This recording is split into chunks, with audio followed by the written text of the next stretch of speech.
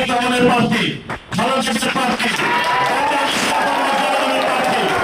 তরুণ প্রজন্মের প্রার্থী, সেই ক্যারিজমেটিক লিডার, তাকে ইনশাআল্লাহ সর্বোচ্চ ভোটে বাংলাদেশের জাতীয় সংসদে পাঠাবো, যেখানে আমাদের পরবর্তী প্রত্যাশা যাতে পূরণ হয়।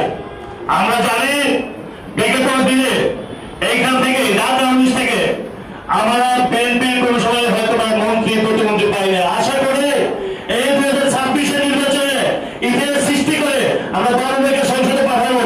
সেইখানে আমরা ইনশাআল্লাহ আমরা ভোটের ব্যবধানের কারণে আমরা চাবো বাংলাদেশকে যেন আরো বড় জায়গায় কোথাও দেয়। আমরা একই পরিবার, একই জাতীয় আদর্শের লোক। আমরা একটা দলের অঙ্গ সংগঠনে কাজ করি, দলের নেতৃত্ব দেই। আমাদের পরপক্ষ বড় ভাই দলটাকে মনোনয়ন করছে।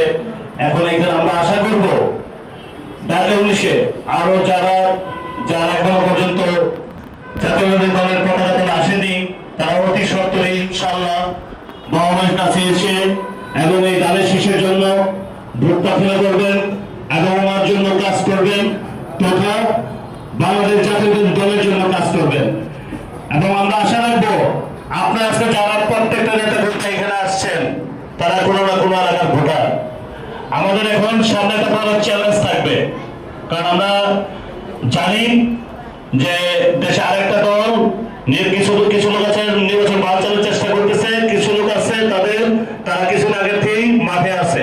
তো আমাদের প্রত্যেকের দায়িত্ব হবে এবং কর্তব্য হবে প্রত্যেকটা ঘরে ঘরে, প্রত্যেকটা মা বোনের কাছে, খালা চাচি দাদি সকলের কাছে, এবং যারা নতুন প্রজন্মের যে ভোটার, নতুন যারা ভোটার হয়েছে এবং গত 17 বছর যারা ভোট দিতে পারেনি, প্রত্যেকটা ভোটারকে আমরা ইনশাআল্লাহ আমাদের জাতীয় আদর্শের দলে নিয়ে আসবো। এইটা আমাদের প্রত্যাশা থাকবে এবং আপনাদের প্রতি আমাদের সকলের আশা থাকবে।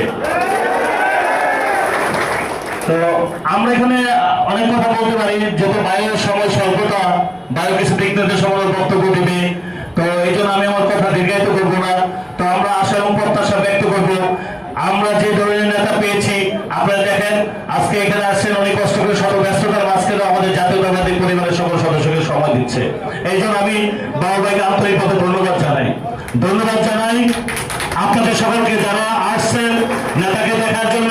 নেতার কাছ থেকে দু একটা কথা শুনে উৎসাহিত হবেন, সেই উৎসাহ যেন শুধু এখানে যারা কোনো